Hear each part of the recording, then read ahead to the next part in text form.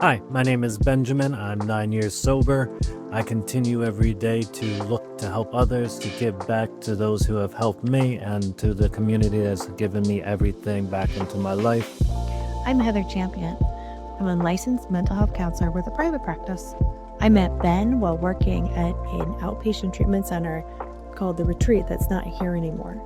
We've maintained our friendship since then and enjoy taking time to talk about therapy and our lives as champions.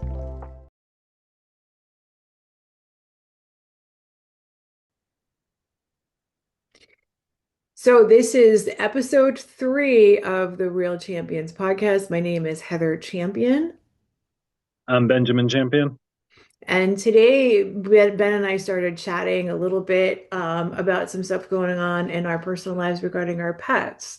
My cat of 13 years, Ernie, passed away on Friday, and we were just talking about how I spent the weekend eating lots of junk food and snuggling with the pets that remain. And Ben was talking about how his dog Luna had some health issues over the weekend, and the response from the vet really helped him to solidify how important relationships are for us.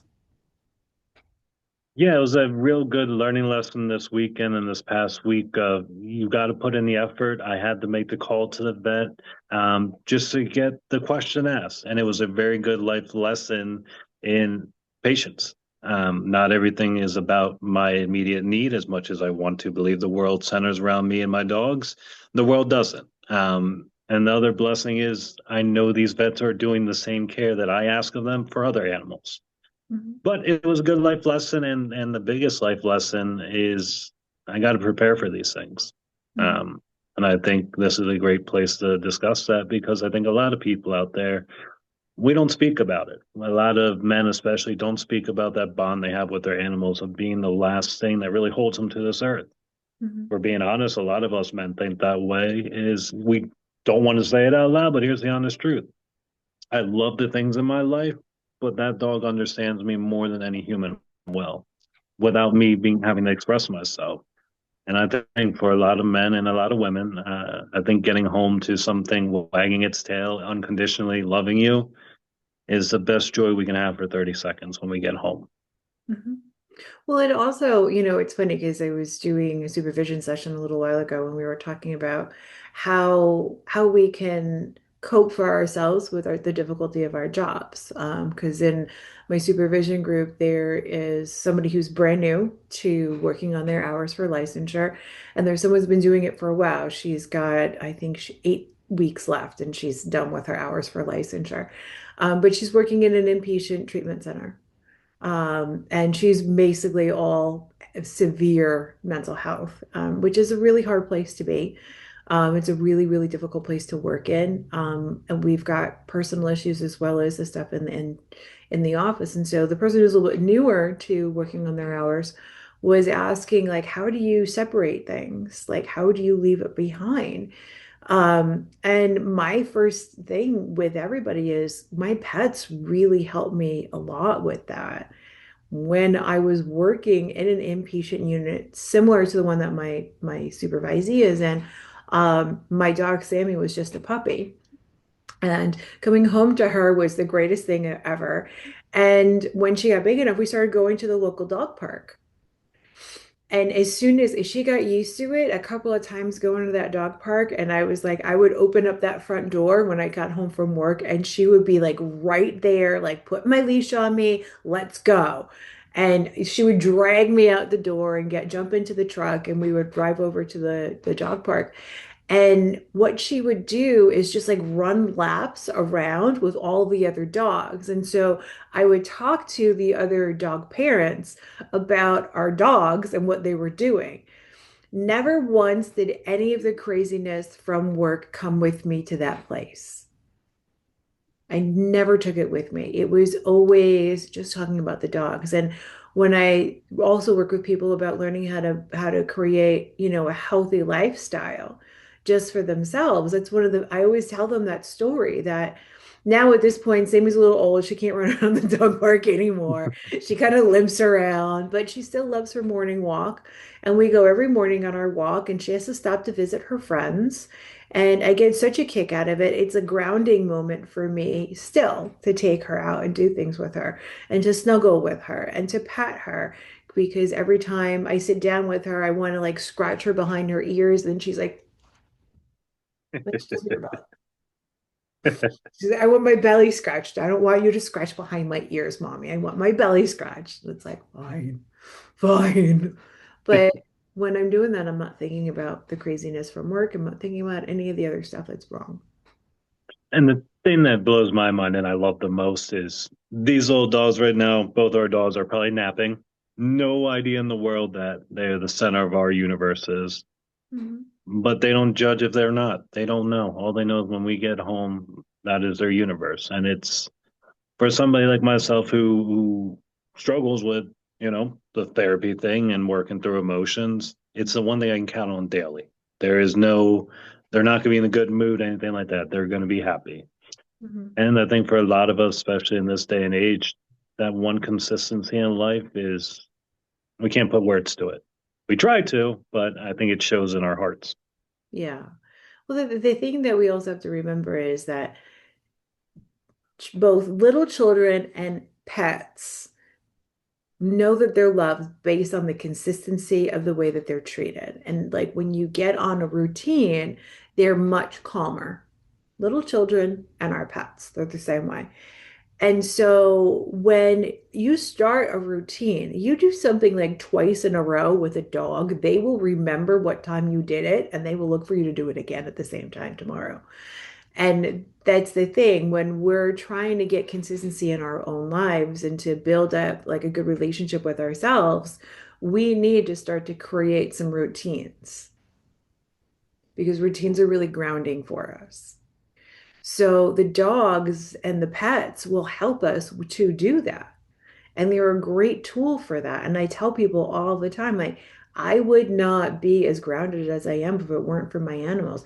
Yeah, they cause a lot of problems. They can be very expensive at times. However, like every morning, they keep me on the exact same routine. It's the Yep. funniest thing. They do the exact same things every morning. As soon as they see me stirring and starting to get up, one runs into the room. Meow, meow, is it time to eat? Meow, are you gonna cook you're gonna make me something to eat? And then the other one's like pawing at my face, like, scratch my tummy now, scratch my tummy. It's time for that.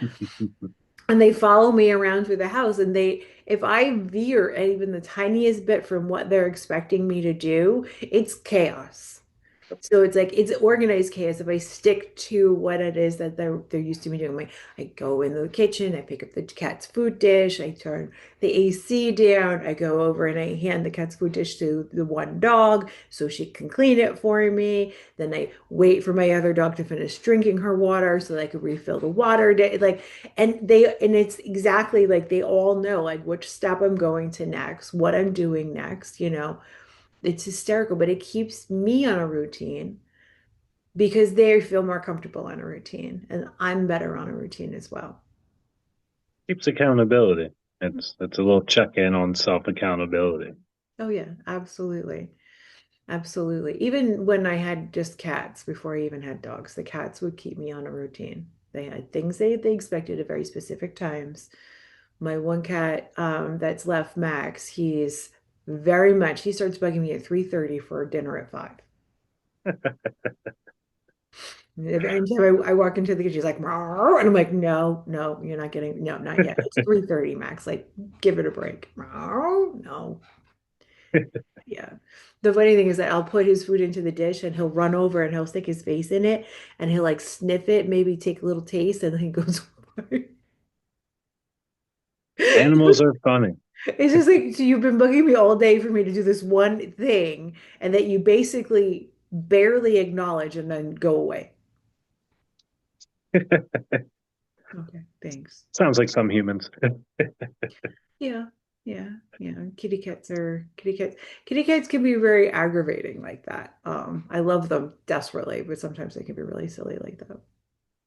If it's just it, animals are interesting too to me because on the way up to work on Tuesday, I was listening to just some random country music, and Chris Stapleton had a song called Maggie. And I was like, never heard this before, but my first instinct from the word Maggie was an old veteran that Nick and I used to have, whose dog was named Maggie. Hmm. And just the immediate connection, that dog reminded me of a great man and those characteristics of that man and how much he cared for that dog. And Hmm. just instinctually just reached out right to Nick and just said, hey, this man's on my mind, that dog's on my mind. And that dog's passed a few years back. But Hmm. just that connection that we had through that dog with that man stuck through, Hmm. and made me reach out to the veteran just to check in on him. But it inspired a whole day's worth of I can get out my own feelings. I can get through this. There's people around me, there's support around me. I just have to be honest and open about my feelings and fears. Yeah. Well, the thing is that talking about pets like we're doing right now is also a really good way to help establish some grounding within like a therapy room or a group therapy site or something like that. It's like way back in the day when we were at the retreat, there were times when we had the smaller IOP group coming in. There was like 2 days a week that because people went down to 2 day a week IOP, they started at 4. So on those 2 days when we had a smaller group, sometimes we would start the group and we would end up spending almost the entire time talking about our pets.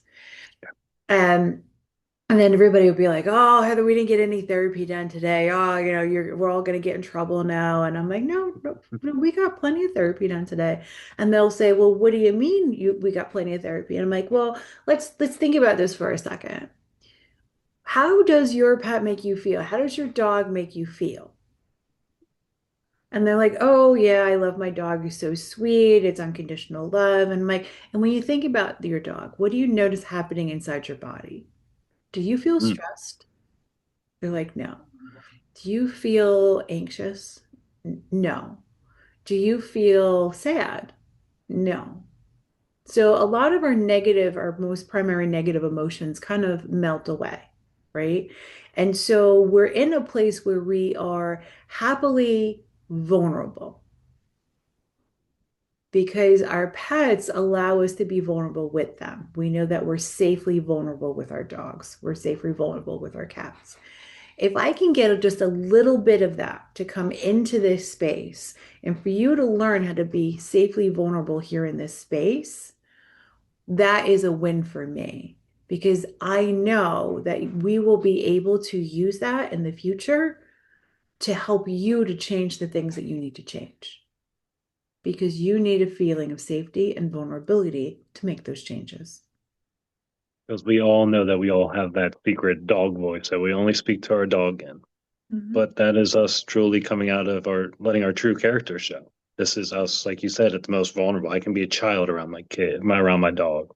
I can say goofy things that nobody else will understand. I think it's one of the best love languages that we all have for our animals, but we're afraid to share them with each other, even though we know everybody has them. But I And think it's the great humanizer. if we're able to, so therapy is a hard place to go. It's a hard place to be. Group therapy can be really, really nerve-wracking for people. Like, I'm going to talk in front of a group of people. That's scary.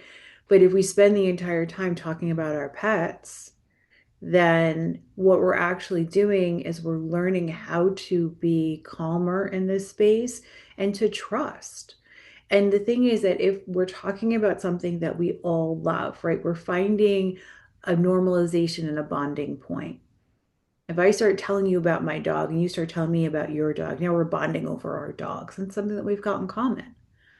When we find those commonalities, we can feel safe within those And then common. a lot of those commonalities branch off to, oh, where did you adopt your dog from? Oh, I didn't know you lived down in Boca before. Tell me about that. And it gives you, like you said, more insight into the person than if I just normally ask, hey, Heather, where are you from?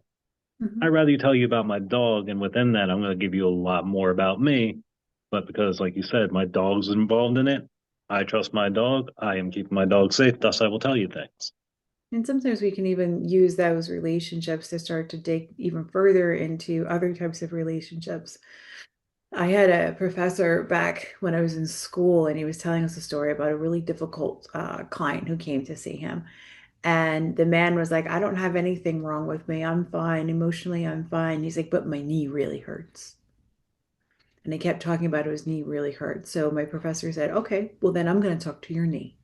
Since you have no problems, it's only your knee that's got problems. I'm going to talk to your knee. And what he was actually doing is he was trying to tap into this idea that we hold on to some of that emotion in a different part of our body, right? It's called somaticizing. And a lot of times we do it because we feel like it's safer to talk about physical issues than it is to talk about emotional ones, right? And so that's kind of where we start with that. But the thing is that we can use something similar in talking about our relationships with our pets. Pets can be an other way of talking about some of these more difficult topics that we don't want to talk about, or that we have some defensive mechanism that pops up and it's like, no, I want to talk about that. Like that gentleman, oh, I have no emotional issues, but my knee really hurts. After some talking with that gentleman, my professor discovered that there's some serious emotional issues going on. And it turned out to be somaticizing, that this person was just taking all that emotion and putting it into their knee. Because that could be looked at by a doctor where you wouldn't have to actually look at himself. Correct. Yeah.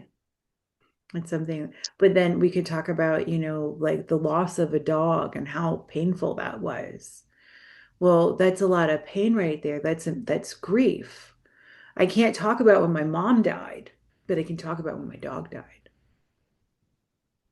Yeah, it makes a lot of sense. I think a lot more people are comfortable with that. Because we all know what it's like to lose, where most people know what it's like to lose an animal, either as a child where you're maybe not as connected, but you always remember that dog. Mhm. And growing out through your life, oddly enough, I guess you have different dealings with death with your animals as you grow up. As a kid, they're your kid dog, but you don't really understand that. For a lot of us, it was our first inclination that life does not go on forever. Mhm. Um, and then as you grow up, sometimes as you're a teenager, I know my last dog very close to, but I wasn't there all the time. It didn't feel like my dog. Mhm. And then getting these dogs is, oh, these are mine, always mine, forever mine. Right. And it's just a change in relationships you have, and maturity too. Maturity level definitely you see increase as you grow up with your animals. Yeah. Yeah. My babies. Yep. I just think they're special, and it's just been a topic that I think a lot of people struggle with. Is what's next? Like you said, some people right away get another animal for that other animal that might be coping and missing. A lot of Mhm. times it's for ourselves too, but one thing I'm learning is I got to prepare for this. Oh, Unlike with my parents who are older, that's more scary to even bring up to somebody is, hey, Heather, let's have a therapy session about prepping for when my parents pass on. mhm. But if I angle it around my dog, if I'm smart in going into this therapy session with my therapist, I'm going to keep a notebook in the back of my head of this is going to be relevant to my parents too. Mhm. But I can emotionally handle if it's towards my dog a little bit better. Right. And I know that, I've been preparing for Sammy because she's older. She's 10 years old now, and she's been having a lot of health issues her whole life. So I have been thinking about that for a while. And when my dad was getting sicker, he wasn't telling us how sick he was, but he was getting worse. And I remember going to visit him, and I went to visit him for Father's Day, and we were having lunch, and somehow we got on the topic of his mother, who we used to call Nanny when she was alive. And he looked at me and he's like, your grandmother was really a sweet, kind person. Nobody ever gave her credit for that. She was very misunderstood. And I was just like, what have you done with my father? Because at my grandmother's funeral, he said, I don't understand why you're crying over her. She was a bitch. And not so many words. He said something slightly different, but that was the sentiment. I remember my brother and I and my two cousins were walking out together, and we were like, oh, and we're walking because my grandmother got buried in the cemetery that's attached to the church. And we were all walking out of the church together to go over to the cemetery for her actual burial. And he was like, I don't understand why you kids are so upset. And it was just like, he was not a big fan of his mother. He never was. And then he said to me, she was a kind and loving person and was very much misunderstood. And I was like, what's going on here? And then I remember calling my brother and be like, we better like put some plans together for this because I don't think he's going to be around much longer. There's a moment of deep reflection Yeah, that one wouldn't do unless they knew. yeah, yeah, and I think I yeah, wish people paid attention to people's words like that more. And something I try to impress on my clients a lot is listen to words because we can say the same words every day, but if you don't catch the tone, you're going to miss the message. well, that's one of the things I say to my clients when they're caring for a loved one that's getting close. I'm like, when they start talking about the people that they used to dislike, or they start reminiscing about things in a really positive way, that's when you know that the end is probably coming for them because they're starting to realize that they're starting to come to realizations about themselves and their lives, and the people that were around them their whole lives. When they start forgiving everybody, that's when you know. That's when you know it's getting towards the end there. And with my dad saying kind words about my grandmother, I was like, yeah, and it was like it was 2 years later when he did pass away. So he didn't pass away super, super quickly, but even so, my brother and I had made plans years ahead of time when my that my before my father passed. And then when he did pass away, we we went to put our plans into action and realized that we didn't, once the time came, we didn't want those plans because there were different feelings that came up that we weren't expecting. But we had the plan and we were able to kind of fall back on parts of the plan and then talk about, well, this is what we had originally planned. I don't think this is going to work though, because we didn't think about X, Y, and Z. Um, and it helped us to kind of work our way through what was going on. Better to have a plan and be able to change around the plan than no plan at all. Right. And that's the other thing that I try to emphasize with people. If you're a caregiver, to make sure that, or if you have a family member that is probably getting close, make sure you have an idea of a plan at least. I mean, if that person, where they would like to be, what type of service might they like, where do they want things to go, who do they want those things to go to? Those are difficult questions. And every time my brother and I spent time with my dad between that point and then when he finally did pass, we had those discussions. We talked about those things, about what he wanted. And the joke was always that the house was a disaster area and that he was leaving me a gigantic mess. And he was like, well, what can you do? Dads. Yeah, yeah. And then when he did pass, the house was a disaster and I had to clean it up. And I was just like, oh, I don't even know where to start. At least he warned you, right? He knew what he was doing. He knew exactly what he was doing. And his closest friends were like, um, or were just like, we can't believe he did that to you. And I'm like, listen, I've been talking to him about this for years. This was a joke between him and I. Like, I knew this was going to be a nightmare. It's okay. And yeah, sometimes that's the parting. I love you. Like, Mhm. okay, we can do this. Yeah. Was the idea that God don't give you anything you can't handle?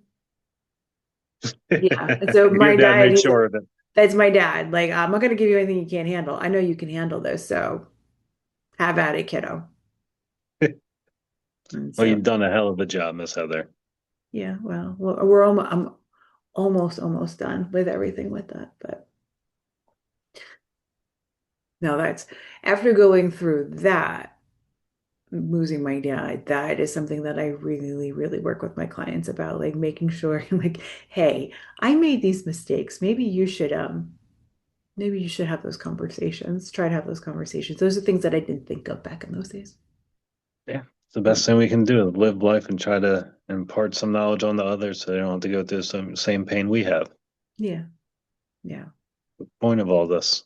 Hmm. Yeah, but preparing ourselves to lose a pet, that is a smart thing to do. Comparing It's one ourselves to that, anything or anyone is smart too.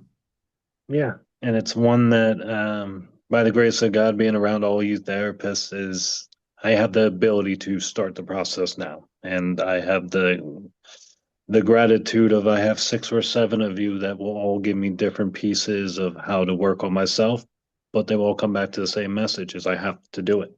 Mhm. I can't avoid it. Can't avoid feelings. I've done that for too long, and it took me 8 years to get back to where I needed to be. Mhm. Um, so one of the greatest blessings that you can give somebody is just personal experience and knowledge that you can get through things. Mhm. Yeah. Whenever somebody loses a pet, I come back to a discussion I had with a friend many years ago about how pets are angels. And when they go, it's because we don't need them anymore. They find us. And when it's time for them to go, that means we don't need them anymore. It's kind of like I have the story of my mala from years ago, where I had bought a cat's eye mala. Do you know what a mala is? I do not. A mala is it's kind of like in Catholicism they use a rosary where it's, a bunch of beads that go around in a circle, and then you have like the main bead, it's the bigger one, and then it's a count. So malas, I think it's 108 beads on a mala, and you use that to keep count when you're meditating. So you recite a mantra and you move the mala. You start at the home bead, and then you move the mala over one, and then another one, another. Each time you recite the mantra, when you get to the end, you get back to the big bead. That means that you finished 108 repetitions. It's the same thing with the rosary. You say the rosary and you say it however many times.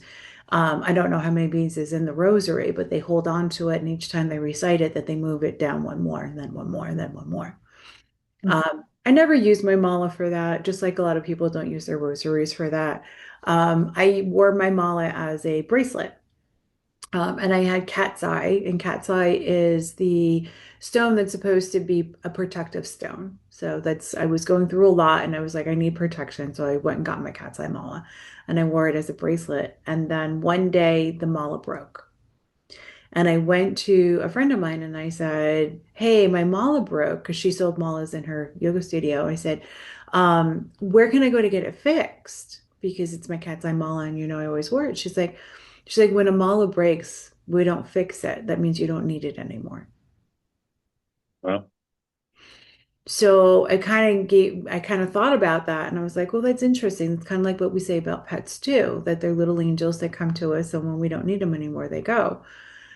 So up until that point, I had a little kitty cat Buddha in my house because I had cats, and like, why not? And I took the mala and I wrapped it around the kitty Buddha's neck. So it was just like kind of hanging on his neck. And I decided that every time after that I lost a pet, I would take their collar and I'd put it on the kitty Buddha. So just like the cats I didn't need anymore.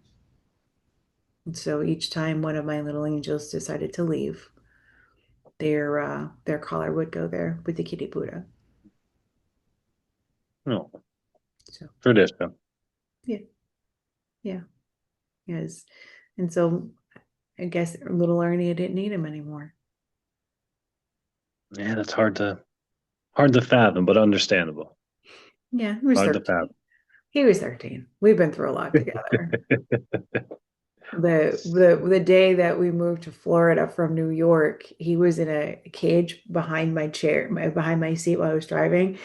And I was driving along. By the time we got to Virginia, he was getting a little ornery, didn't want to be there anymore, because I'm driving along. All of a sudden, I feel this on my head. I'm like, what the hell is that? And I'm like looking around. I couldn't figure out where it came from. And then again on my head, and I'm like, what is that? And then all of a sudden, I noticed it's a paw. It was Ernie. He was like coming out, he was like whacking my head, like, hey, like, we need to stop. Like, I don't want to be in this car anymore. I'm like, it's Virginia, buddy. We got a long way to go before we're getting out of this thing. Like, you're gonna have to. My dad was sitting next to me in the passenger seat, and he's like, what is that cat doing? And I'm like, I don't think he wants to be in the car anymore. He's like, yeah, me too. I don't want to be in this car anymore either. But And the greatest thing of all that, why I love animals, is that just wrapped up our whole conversation.